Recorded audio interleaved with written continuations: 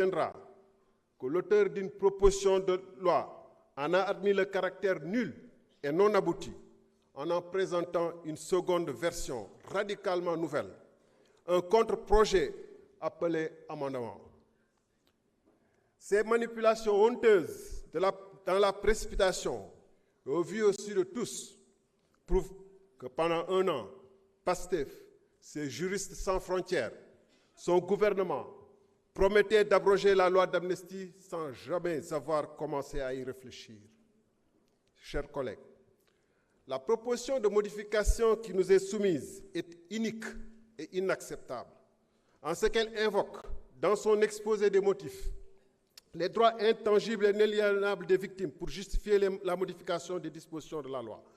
Mais par un tour de passe-passe juridique, plutôt que de rétablir les droits de l'ensemble des victimes, elle soustrait certaines catégories de criminels qui seraient dans l'exercice d'une liberté publique ou d'un droit démocratique. C'est bien la première fois qu'une proposition de loi protège ouvertement des criminels au détriment de leurs victimes. Là agit une monstruosité juridique, une aberration morale, pour paraphraser un défenseur des droits de l'homme. En vous arrogeant le droit de définir seul ce qui est bon pour le pays, vous excluez les organisations de la société civile qui demandent la concertation.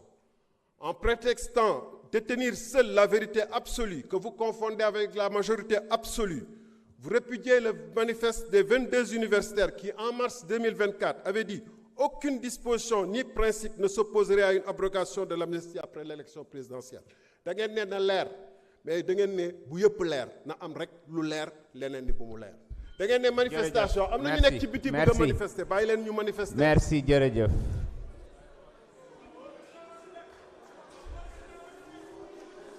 Non, s'il vous plaît, en haut, vous continuez comme ça, je serai obligé de vous évacuer, restez tranquille. Honorable Guy Marius Sagna, vous avez la parole.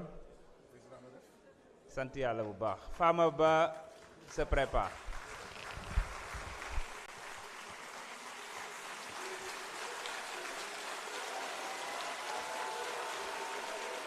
Allez-y.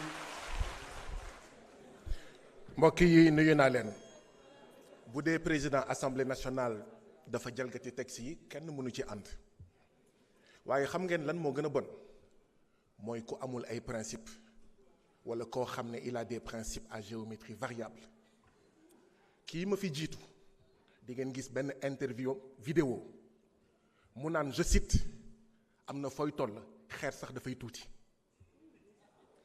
journaliste bi da ko ne yéen ak ñoom diw ak diw yéen a nekkoon buntu assemblée ak ay xeer mu ne am na fooy toll xeer sax dafay tuuti muy justifier li xew 2011 man ma bokkoon ci j'étais le coordonnateur du M23 de la région de Tambacounda kon kan moo changé mu teg ci ne muy magnifier la révolution française ndaxte am na réew fu muy toll nit day dee muy magnifier aux armes citoyens mu koy magnifier naan seen hymne national aux armes citoyens nit da ngay am principe ñun waxuñu woon aux armes citoyens dañoo ne gatsa et on l'assume si c'était à refaire dañ koy defaat si c'était à refaire dañ koy defaat et nous sommes gentils parce que man fii laay toog calmement du ma saaga du ma wax dara ma am pour collègue un député maire d'une commune boo xam ne daf ma agressé à Malicounda la plainte bougéwul ndax cette loi d'amnistie mais je suis calme c'est mon collègue donc lii ñuy wax ci waa PASTEF du dëgg bu dee am na dëmm ci yéen la nekk bu dee am na jinne ci yéen la nekk ñu naan on veut casser un cycle mais ci loolu la ñu nekk casser un cycle boo xam ne ku dee yaa perte lañ fiy wax Ousmane Sonko ak Pastef ne duñ ko nangu tey duñ ko nangu ëllëg ku dee pertoo mais man am na loo xam ne buñ ma si xasee man militant Pastef xasuloo ma dag maa jëy dag maa tagg ma ne constitution bu Sénégal article 7 moo ne la personne humaine est sacrée waxul taal pneu est sacré de waxul xeer est sacré de dafa ne la vie humaine est sacrée ñun ñuy jëmmal loolu tey ne kenn mënul amnistier ku rey doomu aadama ku torturer doomu aadama ku def traitement inhumain et dégradant la sagesse populaire sénégalaise naan bakkan dafa fort askanu Sénégal waxul oto dafa fort de waxul yoon dafa fort de waxul kër dafa fort dafa ne bakkan dafa fort mais ñun loolu la ñuy jëmmal tey bravo à vous Pastef moo tax je continue à saluer et à féliciter l'initiative de mon collègue Amadou Ba li ñu bëgg a casser comme cycle mooy dafa amoon ku doon wax naan il faut régulièrement l'arbre de la liberté doit être rafraîchi de temps en temps avec le sang des patriotes et des tyrans. Pastef et Ousmane Sonko veulent qu'on ferme définitivement au Sénégal, définitivement qu'on soit obligé de recourir à jël sa bakkan tayle ko ngir soppi askanu Sénégal ngir soppi réewu Sénégal. Voilà le cycle qu'on cherche à fermer. na yem ci ñun na yem ci 83 xaw ma 84 morts yi. Quand on ne connaît pas son histoire, on est condamné à la répéter, à la revivre.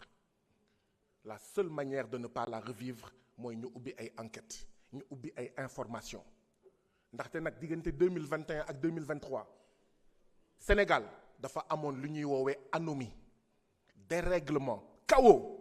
Il faut que ñu comprendre par quel mécanisme est-ce que dans ce pays-là des gens qui ont été à l'école, à l'université donnent des ordres pour torturer, pour assassiner, pour tuer, pour faire des disparitions forcées. Bu ñu ko comprendrewul, ça va se répéter et demain ça sera vous les victimes. Justement, Pastef nag lii muy def nii da koy def pour ces ministres-là. Pastef devrait être encouragé et félicité parce qu'il dit à ses ministres, à ses propres membres et camarades, on n'acceptera plus qu'on donne un permis de tuer à un ministre ou à qui que ce soit. Il faut féliciter Pastef et l'encourager. Je vous remercie. Merci beaucoup, honorable Guy Marius Sagna. Honorable Fama Ba, vous avez la parole. Honorable Thérèse Faye se prépare.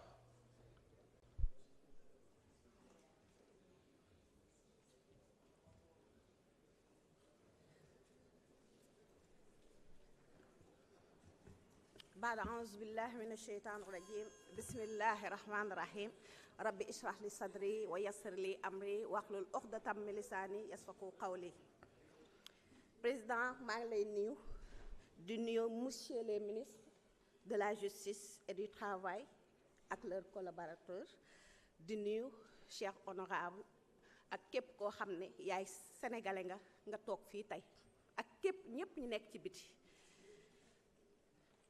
Man dama naan tey ñi nga xam ne ñoo nekkoon fii suñu président bii nga xam ne dañ ko joxoon bracelet du bouger du dem du dikk du battre campagne pour que tey lii mënta am yàlla def na tey am na. Président assemblée bi fi nekkoon bi honorable Thomas Faye di lim les députés dama ko gis muy ree di xaqataay di tàppante ak ñi nga xam ne ñoom la toogal ma ne ñii duñu ay nit wala bu dee ay nit lañ tamit tey dañoo jëfur. Ci kaw noonu